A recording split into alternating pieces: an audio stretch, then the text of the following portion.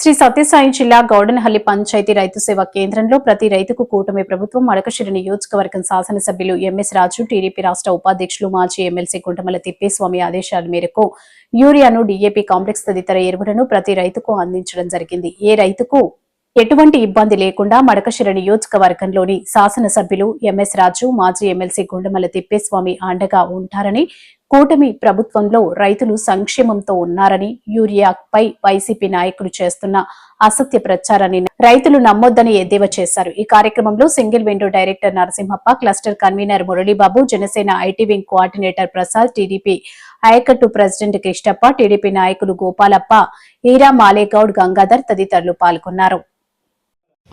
శ్రీ సత్యసాయి జిల్లా మడకశిర నియోజకవర్గం గౌడనహల్లి పంచాయతీ రైతు సేవా కేంద్రంలో ఈరోజు బీజేపీ, జనసేన, టీడీపీ కూటమి నాయకులు అందరూ కలిసి రైతులకు ఎటువంటి అసౌకర్యాలు కలగకుండా, ఎటువంటి ఇబ్బంది కలిగించకుండా ప్రతి ఒక్క రైతుకు కూడా యూరియా ఎరువులను పంపిణీ చేయడం జరిగింది.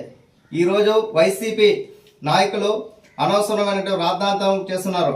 మాకు యూరియా కొరత ఉందని చిన్న చిన్న సోషల్ మీడియాలో పోస్టులు పెట్టడము, రైతుల్ని అవహేళన చేసే విధంగా ఇచ్చేస్తున్నారు. కూటమి ప్రభుత్వం అధికారంలోకి వచ్చిన తర్వాత రైతులకు ప్రతి ఒక్క విధంగా అన్ని సౌకర్యాలు కల్పిస్తున్నది. ఈ విషయాన్ని వైసీపీ నాయకులు చాలా క్షుణ్ణంగా పరిశీలన చేసుకోవాల్సిన ఆవశ్యకత ఎంతో ఉంది.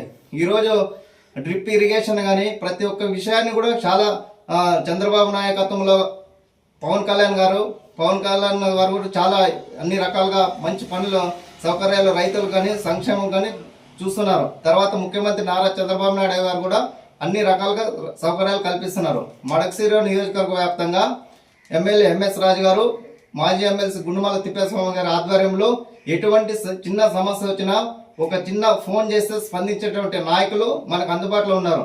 కాబట్టి మడకశిర నియోజకవర్గం రైతులకు ఎవరికి కూడా ఎటువంటి ఇబ్బందులు కానీ సౌకర్యాలు కానీ కలిగించిన దౌర్భాగ్యం అయితే ఎక్కడ కనిపించలేదు. మన కూటమి ప్రభుత్వం మంచి సౌకర్యం కల్పిస్తుంది.